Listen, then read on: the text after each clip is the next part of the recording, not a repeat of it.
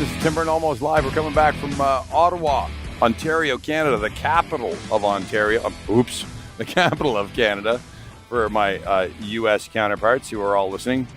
And Doug, Connor, Dylan, and Andy, and Alex Byrne. We have a huge sales team now, and we've been growing that sales team over the last year and a half, 2 years, while we rebuild Stadium Burn on Demand, because we're about to open an office in Ottawa. And I realized how complicated sales was, so I thought on my drive back I'd take a few minutes and let everybody in on some secrets to my success and my failures so that you can figure out how to sell better. So feel free to fast forward. Feel free to fast forward through this audio tape at any time if you're watching me, if I get boring. But I'm sure there's going to be bits and pieces in here that you can hang on to. Sales is really complicated, by the way. And I think a lot of guys go into it because they think it's an easy cash out. They think it's an easy paycheck. And I know for a fact that sales is probably one of the most challenging, complicated jobs on the planet because it's human psychology and it's about being self-aware. There are a huge amount of variables involved in selling and a whole bunch of pieces to the recipe for successfully creating revenue for yourself. And the object of the game at the end of the day is to produce revenue that you get commissions on or a paycheck from. And we want to make that process or that recipe as easy as possible. Often you see online, if you Google sales funnel, it'll give you from marketing to cold calling into an actual sales appointment meeting to quoting to closing the job. And that funnel starts with 1,000 people and works all the way down to 10 and works all the way down to 5 purchase orders. There's a mathematical formula that gets you to that point, but there's a human psychology that is also involved, and that is an emotional connection. And so what I'm going to tell everybody to do right now, if you're a salesperson, I want you to stop selling. I know it sounds really weird, but there's a moment in your sales career where you'll realize that if you try to sell, what you're really performing when you sell is the price and pray.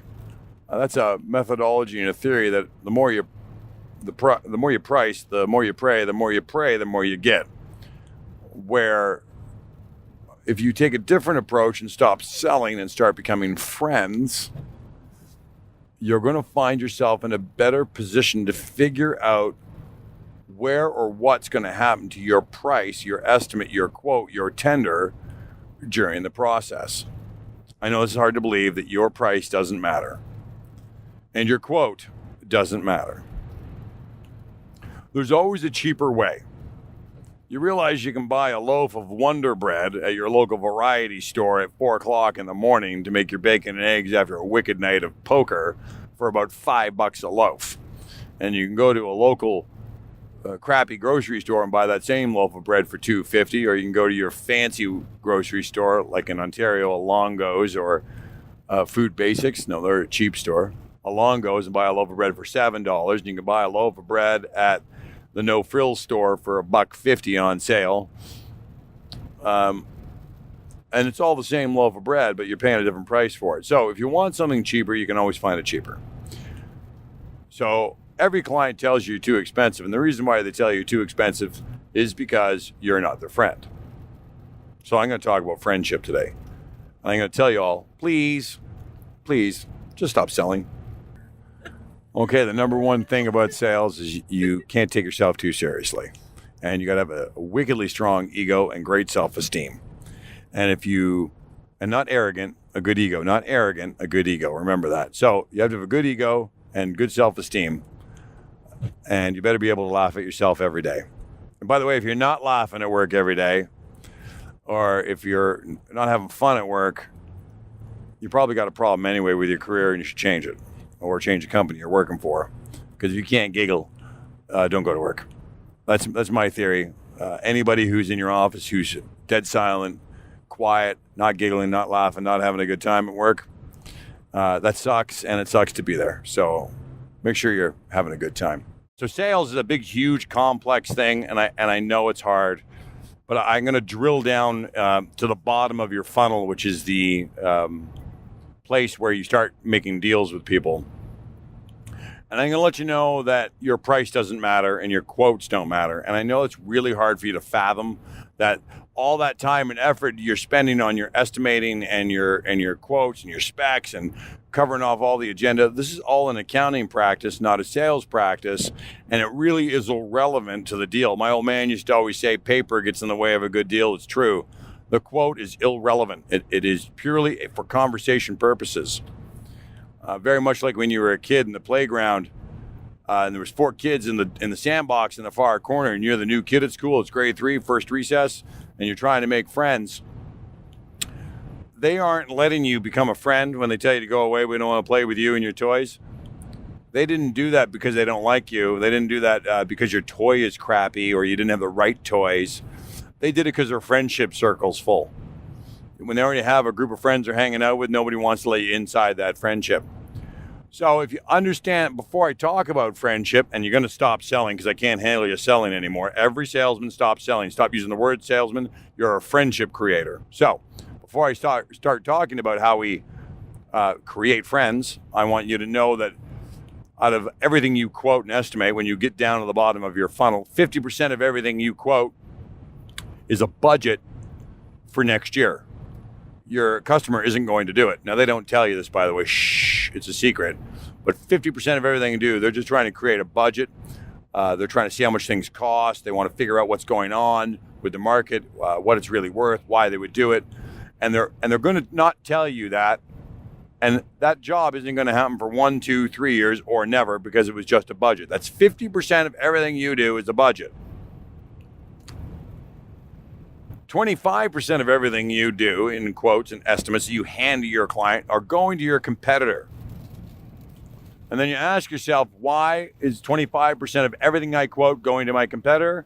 Because they innately, and they didn't know any better, made a friend with your customer, and they're closer to your customer than you are, and they've worked out the deal and the spec and the way it's written and the way it's priced and the way the quote's orchestrated. They've made it so that it fits better for your competitor, so their competitor can get the purchase order. And all you are is a cover price to ensure they get the job. And even if you were the lowest price, they'll figure out how to make you the highest one or dispose of your quote and give it to your competitor. This is not unfair business practice. The object of the game is 2 things for your customer. One is to get the cheapest price possible so he gets a competitive bid to beat the crap out of his buddy. And the other one is to make his job as easy as possible by using his friends so he knows the job gets done right and he doesn't have to manage it very much. So 25% of everything you quote is going to your competitor. 50% of everything you quote is a budget that's never going to happen. Now, the last 25% of all your quotes, 7% of them you're going to get whether you're an idiot or not. Now, the last 18% that's left on the table is yours for the taking. And if you want to even drive into your competitors' work, it's all going to be about a human phenomenon called making friends, which is one of the hardest things to do as an adult. As a kid, we were willing to go in the sandbox and ask if we could play with our other buddies with our Tonka toys, and if they said no, we'd go to the next group of friends. You know, we see another kid, finally we'd end up with the dummy kid in the corner who has a runny nose, and we go play with him, and we make friends until we made a friend, because humans want to make friends with each other. As an adult, we have 1, 2, 3 close friends, and we don't make any more. So what I want to do today, through all that bullshit intro, is actually talk to you about the human phenomenon of making friends and its relationships to sales, as well as my nervous flatulation. All right, so this is going to be a 2-part conversation about friends. The first one being the human experience on making friends.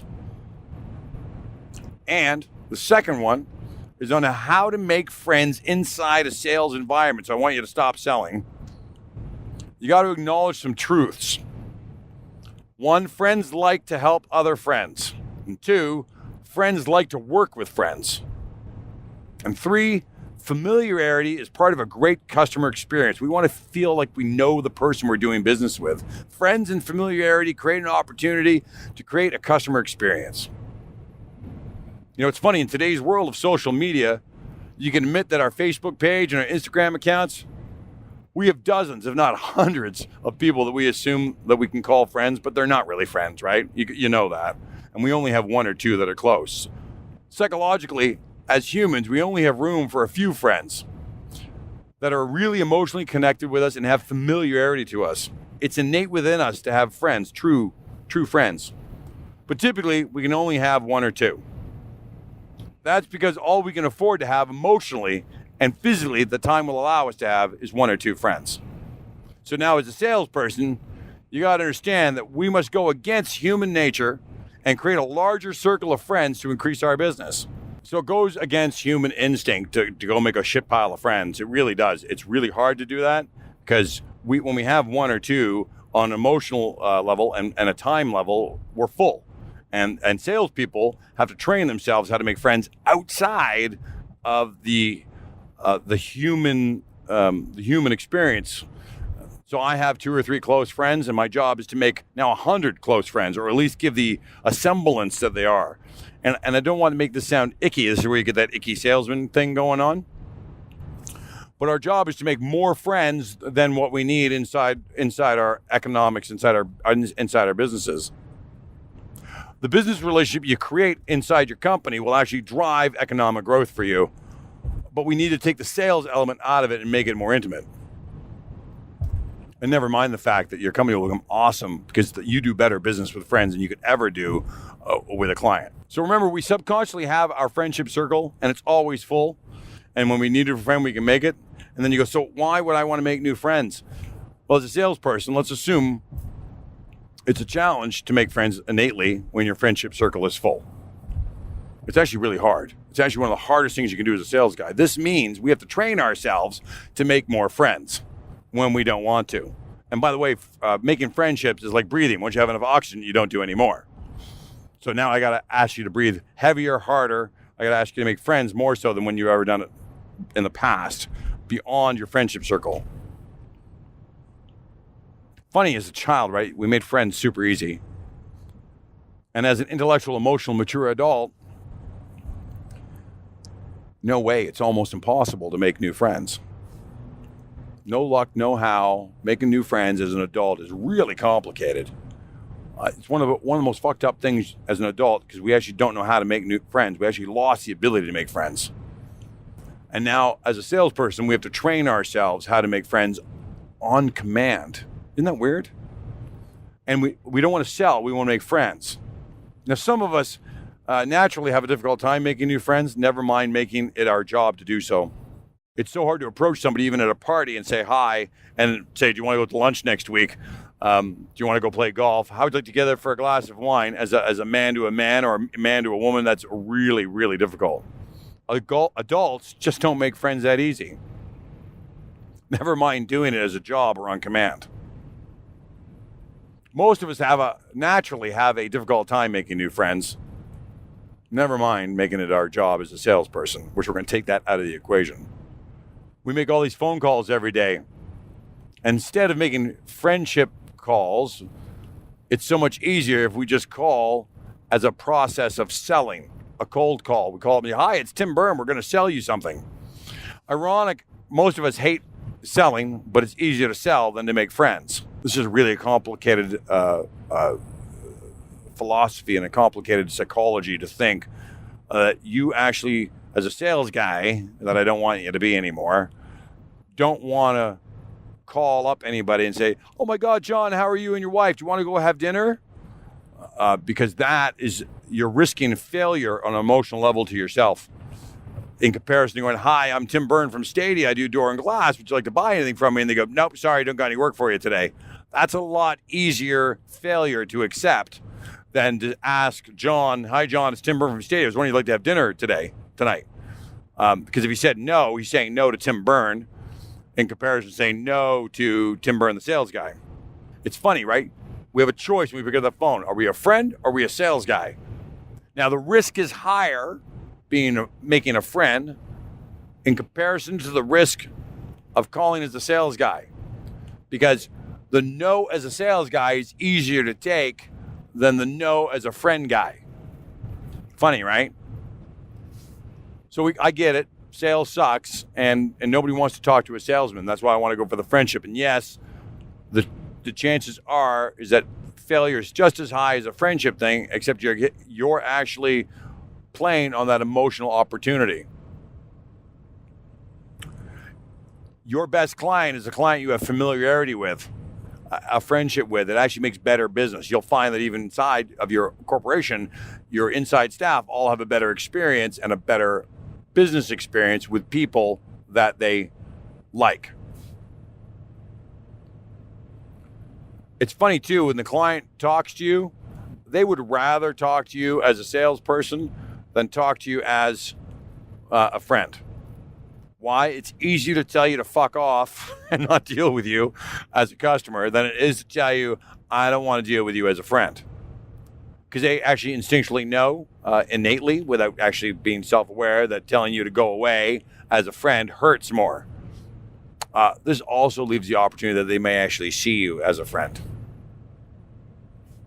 I'm not sure if this is making sense, but I hope it does. All right, as a sales guy, statistically, if I made a sales call, 1 out of 10 are successful. 1 out of 10 sales calls. Now, if I made a friendship call, 4 out of 10 are successful.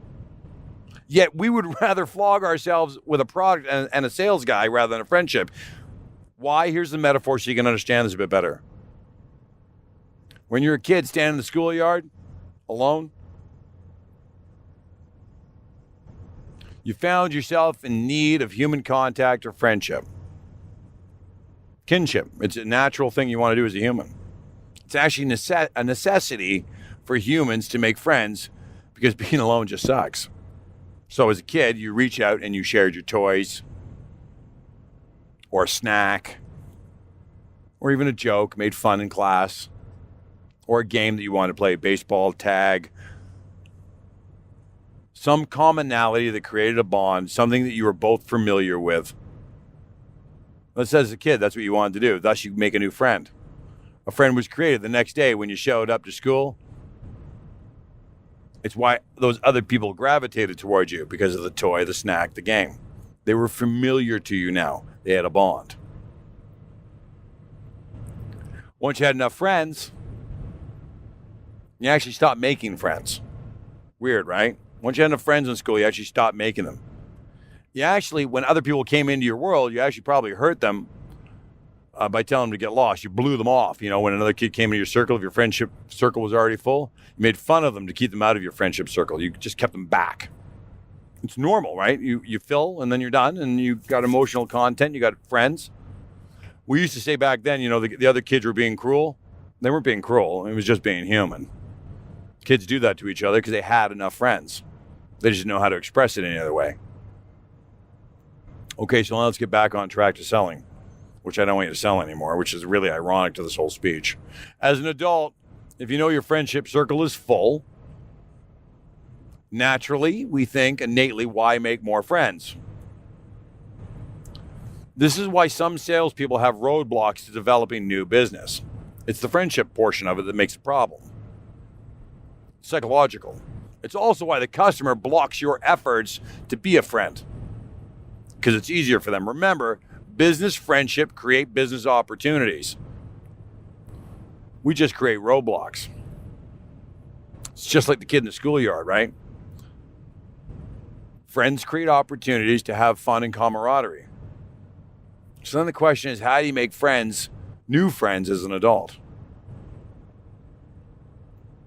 How can you advance your economic stability without it feeling manufactured and fake? How do you make friends without making it feel fake? How can you make a friendship building process feel natural? This is probably one of the hardest problems salespeople have. Without feeling stupid or embarrassed, without the risk of loss or failure. The scientific process of a business friend. Well, 1, you need work. 2, you need friends to get the work.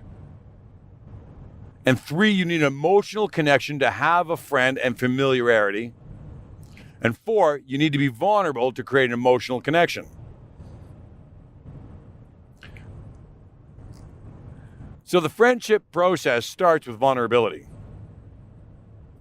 You offer to share a snack, a toy, a laugh, or even play a game.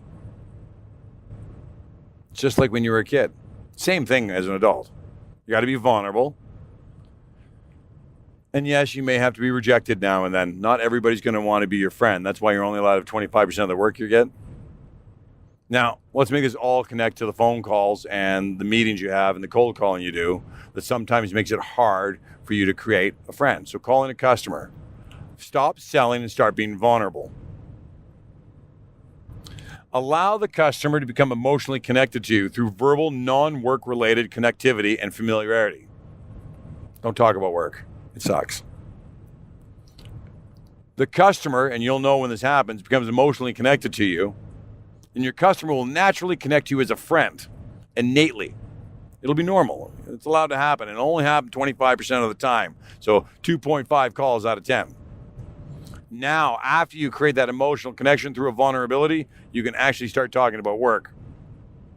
Now, this process will change for each person, depending on the experience and your skill level. And these telephone calls you make, or these live meetings one-on-one, can take as little as 2 minutes or as long as 5. Or each independent phone call could be 15 minutes long before you get anywhere. Remember the definition of vulnerability. Vulnerability is a noun. The quality of state of being exposed to the possibility of being attacked or harmed, either physically or emotionally. Conversation authorities have realized the vulnerability of a local population. I shouldn't have read that. That sounded stupid, but it came from Webster's Dictionary. You don't have to expose deep, dark secrets to be vulnerable. You do have to be a human, though. Be open to discuss simple subjects that put you at risk or that make you human and vulnerable. Talk about the traffic, the furnace broken, an angry boss, a spilled coffee, a toilet clogged, a dog sick, lost luggage. You can pick it. It's something embarrassing. A phone call to a stranger, a boss making you call strangers like you. Your chair is broken. It can be any subject you want. The subject matter is endless. You just got to show that you're vulnerable and that you're human. A personal story, one that makes him connected to you, non-work related. The subject matter will make the other person see a human perspective rather than a corporate one, making an emotional connection that can include but not limited to funny, sad or happy, embarrassing. Empathy is a good one. You can actually choose the emotion you're looking for to instill in the first few seconds of the conversation based off the person you're calling.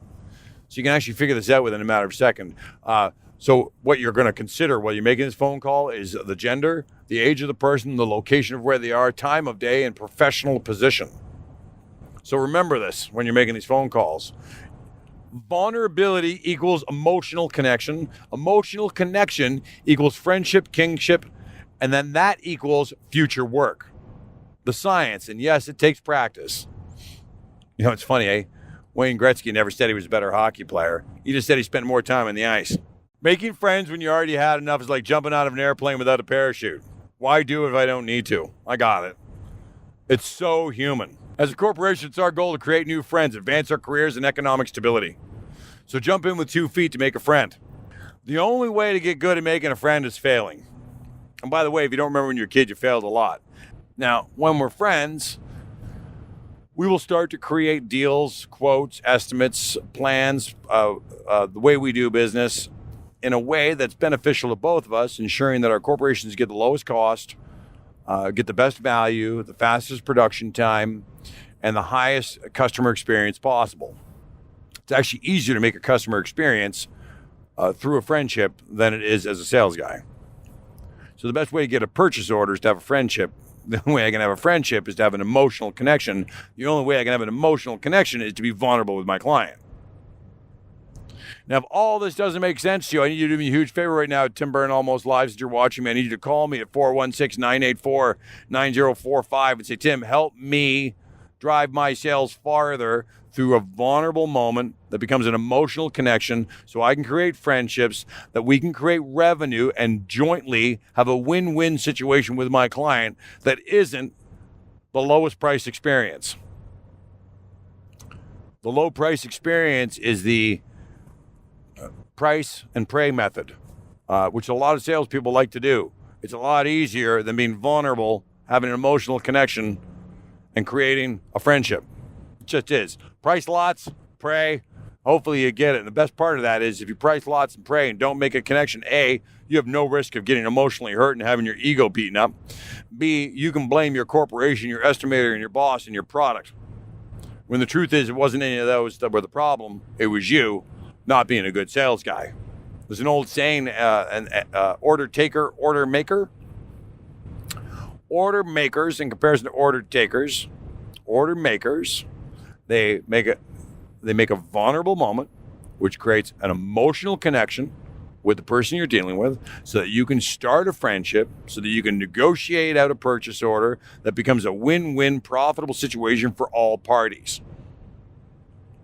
Your price does not matter. Your quote, your presentation does not matter.